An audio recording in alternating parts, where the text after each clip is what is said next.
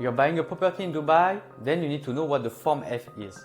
Because once you sign it, you are legally locked into the deal and there is a lot at stake. I am an investor in Dubai and today I will break down what the Form F is, when to sign it, how to sign it, and what happens if someone backs out. I will also share 2 real situations I went through that cost me time, money, and stress.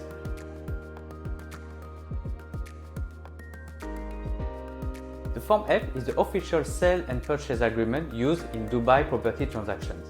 It is generated digitally by your real estate agent and it serves as a legal binding contract between the buyer and the seller.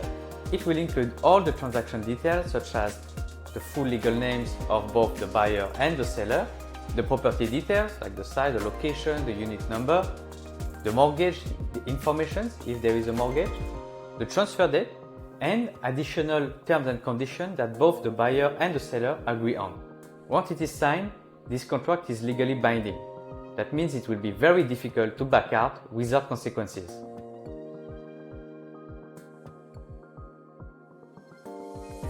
When do you sign the Form F? You sign the Form F once you found the property that you want, that you have agreed on the price with the seller, and that you are ready to move forward with the transaction. This is the moment the deal becomes real. At this stage, you will also be required to hand over a 10% security deposit.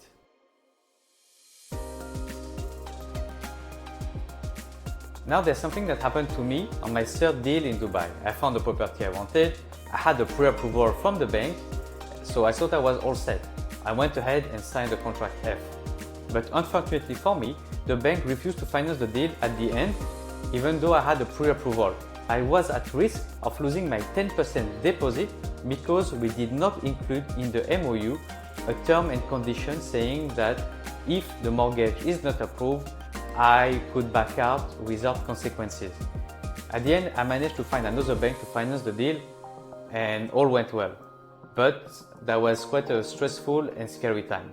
So now I always make sure to include in the MOU terms and conditions to protect myself in case the mortgage doesn't go through. So make sure that you read carefully your contract F and MOU and work with your real estate agent or your lawyer to make sure that you add clauses into the additional terms and conditions to avoid putting all the risk on you. If there is any clause that puts so much risk on you, just don't sign the MOU until the contract is changed.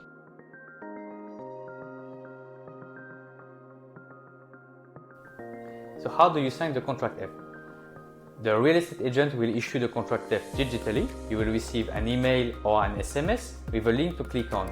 So you click on that link, open the contract, make sure you read it multiple times, and once you're happy with it, there will just be a button to accept the contract. So it will be all digital. You can then use the Dubai REST application whenever you want to access the contract, and you can even send a copy to your laptop if you need.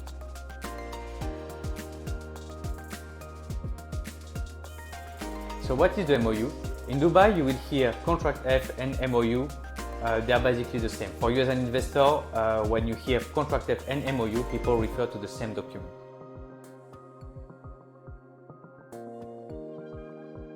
So what is the 10% security deposit?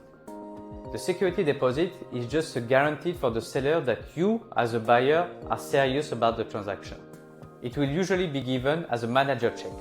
If you, as a buyer, you decide to back out without any valid reason, the manager check will go to the seller, so you will lose this 10% deposit. If the seller also decides to back out from the deal without any valid reason, you, as the buyer, may also be eligible for some indemnity. Make sure to read properly the contract F. There's also a validity period for your contract F, like we talked about earlier, with a transfer date. And if any party decides to delay the transfer date, the usual process would be to communicate before and to agree on a new date and sign a new contract or an extension of that contract. So if any party doesn't sign any contract, doesn't formally request for an extension, then that will be considered as a default. If either party default, the other party can claim the 10% security deposit.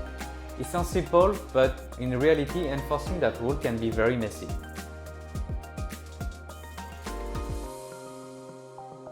Another experience that happened to me, earlier I was talking about that deal with the mortgage issue. Well, on that same deal, I had another issue just a few weeks later. When I signed the contract F, we had 1 month to complete the transaction, right? There is a transfer date specified on the contract F. But I kept asking for the transfer date from the buyer and he kept delaying the response and sometimes ignoring me as well. So after 1 month, no response. I was ready on my side, already had my manager checks ready, but I was just waiting for the transfer date. After 1 month, the contract expired and he kept ignoring me as well. I kept chasing and chasing and chasing, and another month went by. So I decided to take some legal action to get things moving. I went to see a lawyer. I explained the situation. So the message I got at that time was that I was eligible to claim the 10% deposit because of that delay, and potentially more if I was ready to take the buyer to the court. So the lawyers explained everything to me. I had to send them all the emails, all the WhatsApp communication so that they could assess if the delay was really on the buyer's side and not on my side. Now when it becomes very complex is, one, it's very costly, two, everything needs to be translated in Arabic. So you meet a lawyer that speaks Arabic. In my case, I do not speak Arabic. So there was a translator and I felt like the information was just not passing through properly. And so at the end, what we ended up doing is just messaging the buyer, informing them that there would be some legal action from our side if there was no response rapidly, and things ended up moving. So I ended up closing that deal just with some delays. I was in a hurry to close because when the bank issued the manager checks, I was already paying the mortgage. So that means this 2 months delay cost me 2 months worth of mortgage. Now, like the lawyer said, I could have taken them to court and get compensation for all of this money and time lost, but I was just not ready to go through all of that. So I ended up just closing the deal. I lost a couple of months of mortgage, and after that I just made the deal work with renting the property on short term as fast as I could. So just to recap this video, the Form F is the legal agreement between the buyer and the seller. It includes a 10% security deposit that is at risk. Pre-approval from the banks are not guarantees, and the legal enforcement is tough and expensive. That's it for this video. If you learned something from my experience, please hit the like button and subscribe. I'll see you in the next video.